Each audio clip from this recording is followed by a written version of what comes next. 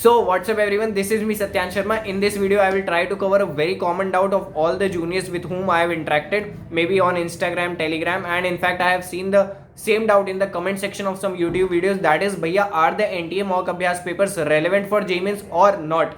So honestly speaking, they are a bit difficult, and the weightage distribution of the chapters is not uniform. For example, there might be a chapter trigonometry in JEE.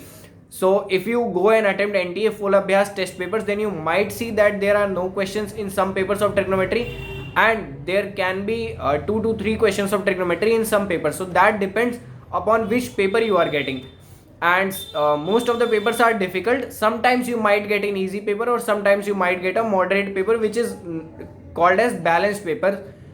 But if you look at the JEE 2021 level of mathematics, especially if I talk about, then it was very tough. Sometimes some questions were asked from JEE advanced subjective pattern. So in that case, you need to attempt the NTA Abhyas maths questions. Especially if you look at NTA Abhyas papers as a question bank, not as a test papers, then definitely attempt those mathematics question. Now if you have any other coachings test series, then go and attempt that test series first, and then if you have time left, then come to NTA Abhyas papers.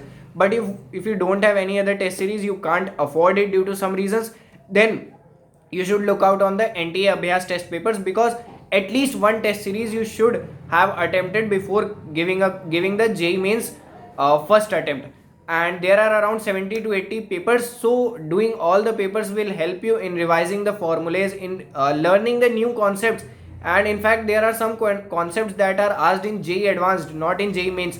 So don't feel demotivated if you are not able to do it. You are right now focusing on JEE Mains.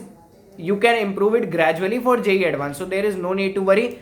And that's it. I hope your doubts are cleared, and thank you.